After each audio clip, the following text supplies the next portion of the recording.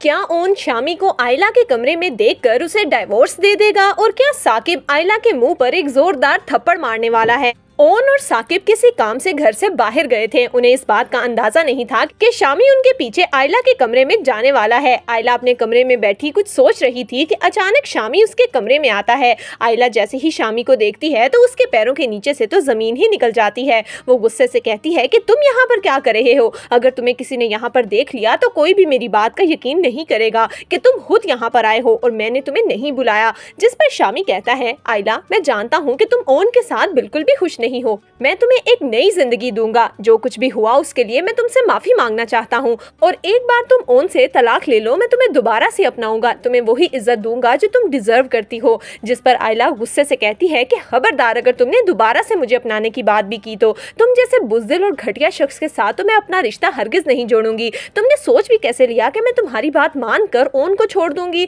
तुम यहाँ से दफा हो जाओ। लेकिन शामी हाथ जोड़कर आयला से माफी मांगता है और कहता है कि बस एक दफा मुझे माफ कर दो, मैं सब कुछ ठीक कर लूंगा। आयला शामी का हाथ पकड़ती है और उसे कमरे से निकल जाने को बोलती है, लेकिन अचानक उसी वक्त ओन और साकिब वहां पर आ जाते हैं। साकिब जैसे ही शामी को आयला के साथ देखता है और आयला का हाथ शामी के बाजुओं पर देखता है तो उसको इंतहाई गुस्सा आता है। वो गुस्से से शामी के पास आता है, उसका गिरहबान पकड़ता है और कहता है कि तुम्हारी हिम्मत कैसे हुई यहाँ पर आने की? तुमने जितना मेरी बेटी का घर बर्बाद करना था वो कर दिया। अब मैं तुम्हें उसका घर बर्बाद नहीं करने दूंगा। यहाँ से दफा हो जाओ और तुम्हारे माँ बाप से तो मैं आकर बात करता हूँ। शामी तो वहां से चला जाता है। साकिब आयला को भी एक जोरदार थप्पड़ मारेगा और कहेगा कि तुम्हें जरा शर्म नहीं आई? अरे तुम्हें तो ओन का शुक्रिया अदा करना चाहिए कि उसने तुम्हारी इज्जत बचाई और तुम जो अपनी इज्जत लुटाने पर तुली हुई हो। आयला, अगर मैंने आज के बाद तुम्हें इस घटिया शख्स के आसपास भी देखा तो मुझसे बुरा कोई नहीं होगा। साकिब ओन से भी माफी मांगेगा और कहेगा कि मुझे माफ कर दो, लेकिन ओन फौरन अपने मामू का हाथ पकड़ेगा और कहेगा कि मामू, आपको शर्मिंदा होने की बिल्कुल भी जरूरत नहीं,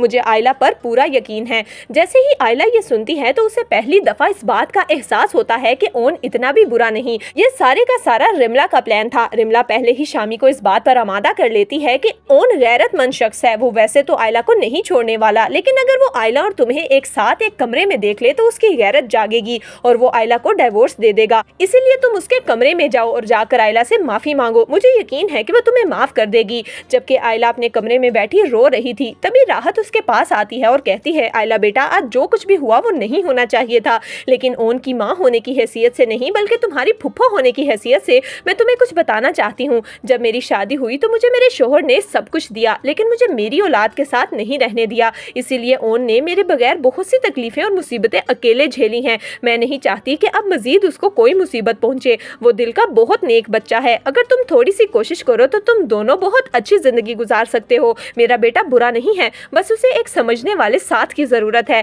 मैं अब वापस जा रही हूँ, लेकिन मैं उम्मीद करती हूँ कि तुम मेरे बेटे का बहुत ध्यान रखोगी। ये कहकर राहत वहाँ से चली जाती है। तो दोस्तों, आपके ख्याल में क्या आयला शामी की हकीकत जानने के बाद अब ओन से मोहब्बत करने लगेगी? आपकी इस बारे में क्या राय है? हमें कमेंट्स में जरूर दीजिएगा।